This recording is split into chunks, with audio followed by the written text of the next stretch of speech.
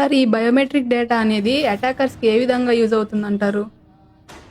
So ఈ biometric security అనేది one of the strategy present ఉన్న మార్కెట్‌లో. రైట్. సో సాధారణంగా ఈ బయోమెట్రిక్ అనేవన్నీ కూడాను రకరకాల ఆర్గనైజేషన్స్‌లో, రకరకాల ప్లేసెస్‌లో డిఫరెంట్ పీపుల్‌ని అథెంటికేషన్స్‌కి వాటి కోసం ఎక్కువగా యూజ్ చేస్తూ ఉంటారు. అండ్ ఈ దీంట్లో కూడా ఎలా ఉంటుందంటే డిఫరెంట్ సెక్యూరిటీ మోడల్స్‌కి డిఫరెంట్ కైండ్ ఆఫ్ వల్నరబిలిటీస్ అనేవి ఉంటాయి. సో చాలామందికి అది తెలియక ఏం చేస్తారంటే లైక్ ఏదో ఒక బేసిక్ మోడల్ అన్నట్టు పర్చేస్ చేస్తూ ఉంటారు. So this is the first step for stopping the attack from physical theft.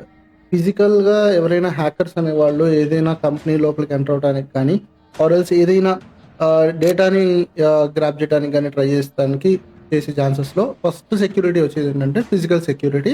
దానికి హెల్ప్ అయ్యేది ఈ బయోమెట్రిక్ డివైసెస్ అనమాట. సో వీటిని కూడా హ్యాకర్స్ అనేవాళ్ళు ఏం చేస్తారంటే ఏదో ఒక వీక్ హోల్, ఏదో ఒక లూప్ పాయింట్‌లో పట్టుకొని వాటిలో నుంచి ఏం చేస్తారు ఈ బయోమెట్రిక్ డేటా మొత్తాన్ని కూడాను కాపీ చేసుకోవడం గానీ, లేకపోతే డేటా బ్రీచ్ చేయడం గానీ చేస్తూ ఉంటారు. దీనివల్ల ఏం జరుగుతుందంటే ఫేక్ ఐడెంటిటీ థెఫ్ట్స్ కానియండి, లేకపోతే somewhat grabbing information like identification or some different kinds of వేస్‌లో స్పూఫింగ్ అటాక్స్ కానియండి, ఇలా రకరకాల వేస్‌లో ఏం చేస్తారంటే అటాక్స్ చేయడానికి ట్రై చేస్తూ ఉంటారనమాట.